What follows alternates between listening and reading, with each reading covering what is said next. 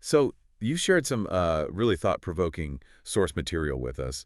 We're looking at this fascinating tension in the teachings of Jesus. Hmm. On one hand, there's this incredibly inviting promise. Come unto me, all ye that labor and are heavy laden, and I will give you rest. Right. For my yoke is easy and my burden is light. That's Matthew 11. Exactly. Sounds wonderful, doesn't it? Ease, rest, a light load. It's what so many people are looking for, yeah. Absolutely. But then, woven right into these same teachings, you get this really stark, demanding call. Deny yourself, take up your cross daily, and follow me. That's Luke 9. And it gets even more intense, doesn't it? Talking about loyalty to him above, well, even your closest family. Your own life, even. Luke 14. Yeah, an easy yoke. Yeah. Versus carrying, well, basically an instrument of execution. It really feels like a contradiction when you first look at it. It does. A real head-scratcher. Totally. And your sources, they really dig into exactly that. We got this Reddit discussion where people are wrestling with these verses. Yeah, saw that. Insights from a Salvation Army discipleship guide, some quite deep theological writing on suffering, Right, the role of suffering. and a piece on walking as Jesus walked, plus the comments on that. So our mission, really, in this deep dive is to unpack this apparent paradox. Yeah, see what these different perspectives reveal about what following Jesus might actually mean for you, the listener. Okay, let's unpack this. Let's start right there with that powerful invitation, Matthew 11. Come unto me, heavy laden. I will give you rest. Take my yoke upon you. Learn of me. My yoke is easy. My burden is light. When you hear that, what picture comes to mind? Well, rest, right, relief, definitely. But, as that original poster in the Reddit thread pointed out, their actual experience, it felt anything but easy. Yeah, they describe life as unbearable sometimes. Doubts, difficulties. Following Christ felt, well, anything but easy for them. And that's such an honest thing to say, isn't it? It makes you wonder, okay, is the promise wrong? Or are we maybe misunderstanding something? Well, one perspective from that Reddit thread offers, I think, a crucial distinction. It points out Jesus doesn't promise an easy life. Okay. Life itself, with all its complexities, heartaches, challenges, that can still be incredibly hard. What he promises is an easy yoke. Okay. So the yoke itself is the key thing here, not the whole journey or the whole load you're carrying anyway. Precisely. And another user in that same discussion, they brought up Jesus's words from John 16. In this world, you will have tribulation. Right. Tribulation. And they really emphasize that tribulation there. It doesn't mean, a minor annoyance. It implies flesh-rending trials. Yeah. Pain and suffering. Wow. Flesh-rending trials. That's incredibly vivid language. Doesn't exactly sound like a walk in the park, does it? It certainly doesn't. And that theological writing you shared, the one on suffering, it picks up right on this thread. It presents suffering not as some kind of failure or something weird, but actually as a normal part of the Christian life. Yeah. This source even goes so far as to call suffering a calling and a destiny for believers. It references passages like Philippians 1, 1 Peter 2, Okay. and it directly pushes back against that idea that, if God loves you, he won't let you suffer much, Yeah. or that suffering is always a punishment. So the sources seem to agree then. An easy yoke doesn't mean no hardship, no suffering. Okay, so if the easy yoke isn't about an easy life, what could it be about based on these sources? Well, we see a couple of ideas emerging. One Reddit user suggested the easy yoke comes from avoiding the unnecessary suffering, the stuff you bring on yourself through vice or making bad choices. Right. Like aligning with Christ's way helps you sidestep certain self-inflicted burdens. Yeah. Like the peace you get from being honest versus the stress of lying, maybe. Exactly. Or, the health benefits of avoiding destructive habits, things like that. Okay, makes sense. And then another viewpoint is that Jesus' teachings felt easy or light compared to, well, the really complex, burdensome system of man-made religious laws people were trying to follow back then. Right, all those extra rules. Yeah. His core commands, love God, love your neighbor, they felt fundamentally lighter than trying to navigate, countless intricate regulations. Okay, so maybe the ease is about aligning with a simpler, truer path, one that avoids self-inflicted pain or the weight of unnecessary human rules, even while you still acknowledge that life itself is often really hard. That seems to be one way of looking at it, yeah. But now we have to face the other side of this coin, don't we? How do we square that promise of ease with the really radical call to deny himself and take up his cross daily and follow me. Uh, This is where it gets really interesting. And then those even more jarring statements about putting loyalty to Christ above, father, mother, spouse, kids, even your own life. It's undeniably challenging language. That source from the Gospel Coalition, it helps us understand deny himself. Apparently, the original Greek word means disown or renounce. Renounce. Yeah. It's not necessarily saying the self is evil, but it's about intentionally stepping away from your desires, your control, your will being the ultimate authority. Ah. And instead, choosing Christ as the primary focus of your allegiance. It's a total reorientation of who's actually in charge of your life. Like renouncing your claim as the final boss of your own existence. That's one way to put it, yeah. And understanding carrying the cross, well, it requires remembering what that actually meant historically. Yeah. The Salvation Army Guide emphasizes this. It wasn't just like a fashion statement. Not at all. It was the path of a condemned person. They were forced to carry the beam they would die on right to the execution site. Well, a public walk towards death, a symbol of just complete surrender to the authority that condemned them. Exactly. The TGC source highlights this stark reality. So, to take up one's cross is to willingly embrace that same level of total submission to Christ. So like a daily readiness to follow his will, even if it leads somewhere you really wouldn't choose yourself. Precisely.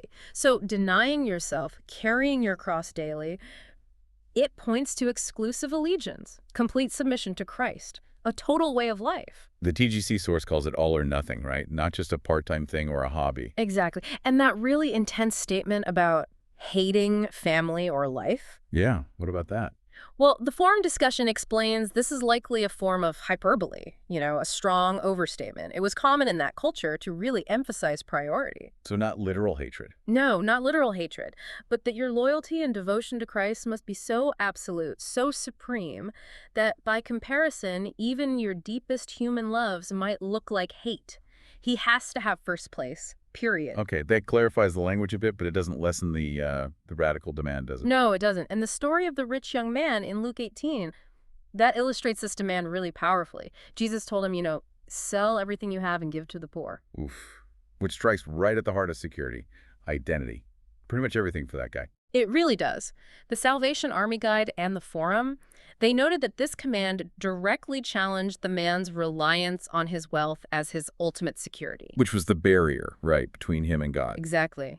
It underscored how difficult, maybe even impossible, it is to try and earn salvation or even just follow Jesus while you're still desperately holding on to things you prioritize above him. As the Message paraphrase of Luke 18 puts it, he was holding on tight to a lot of things and not about to let them go. He couldn't take up the easy yoke or the cross because his hands were already full. That's a great way to put it. Yeah. Precisely. And you know those parables in Luke 14 about the builder planning the tower and the king planning for war? Yeah, counting the cost. Right. They reinforce this idea. Discipleship isn't something to just jump into lightly. It requires really serious consideration of the full commitment involved. So you don't start and then just give up when things get tough. Exactly. So connecting this back to you, the listener, the Salvation Army Guide actually includes discussion questions that prompt you to consider this personally. Like what? Like what in your life would be the absolute hardest thing to give up if God asked you to?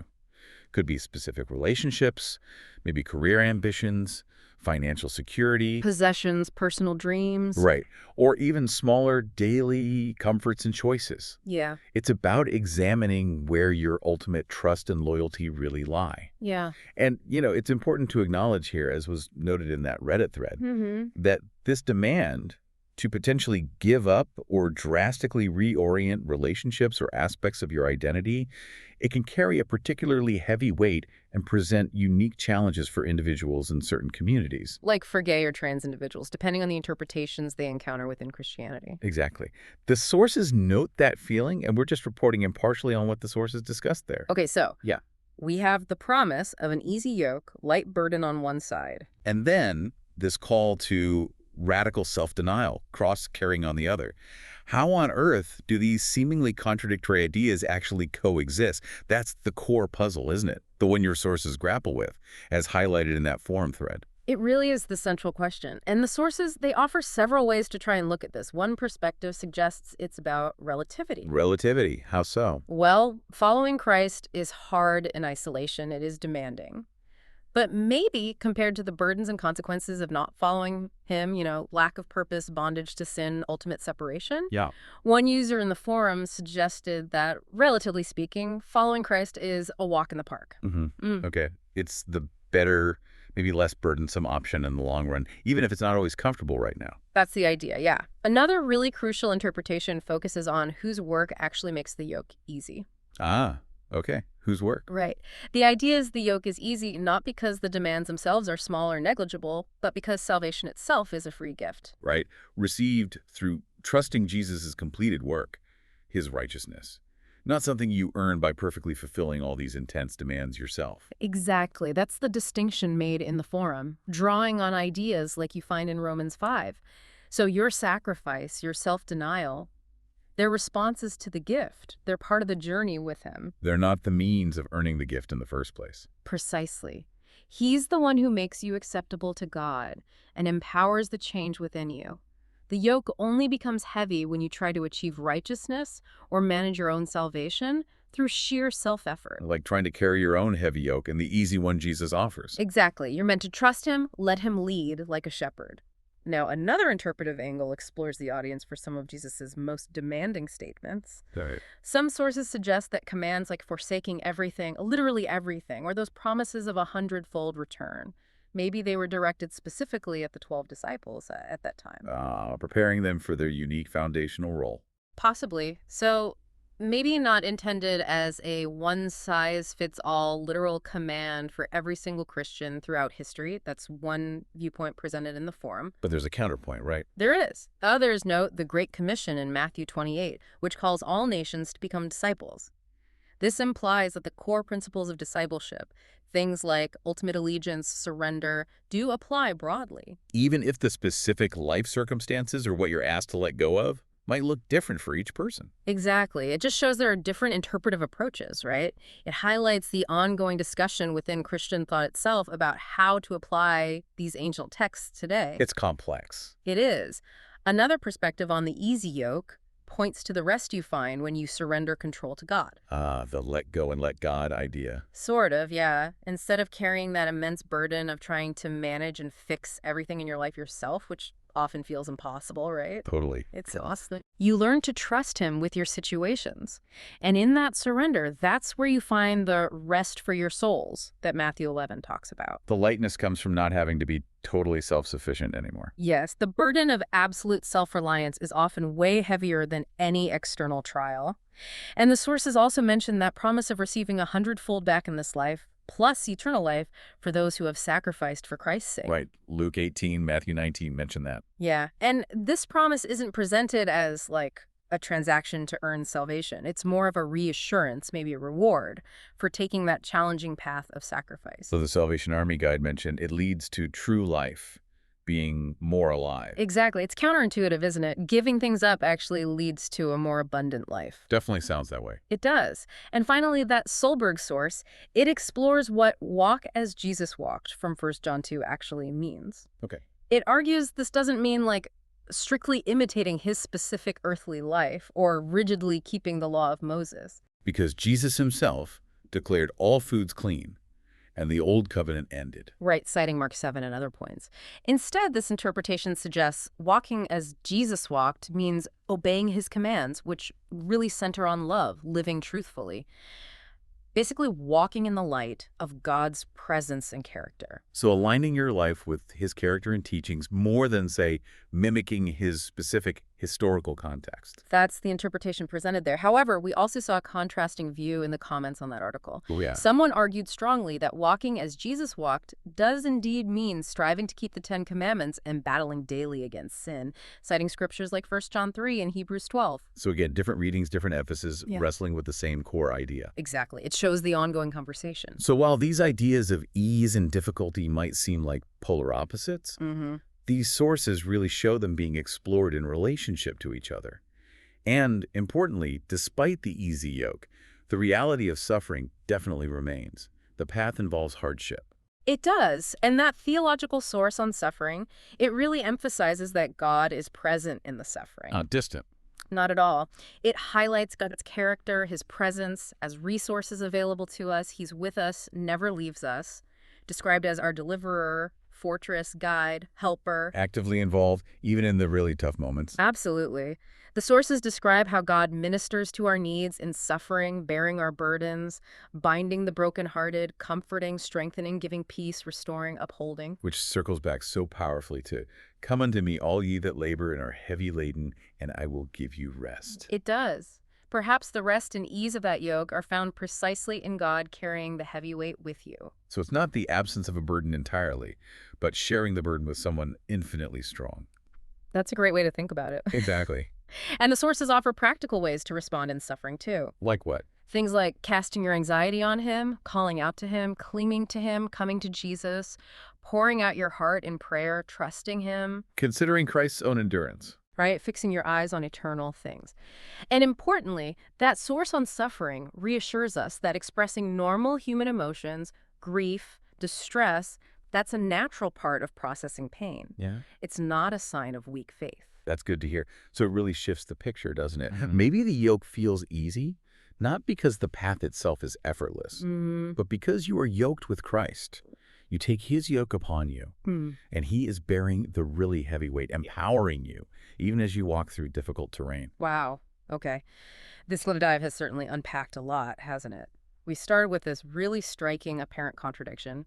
Jesus' promise of an easy yoke on one hand, and this demanding call to radical sacrifice and suffering on the other. And your sources, they show that, well, suffering is actually seen as a normal, even expected part of the Christian life.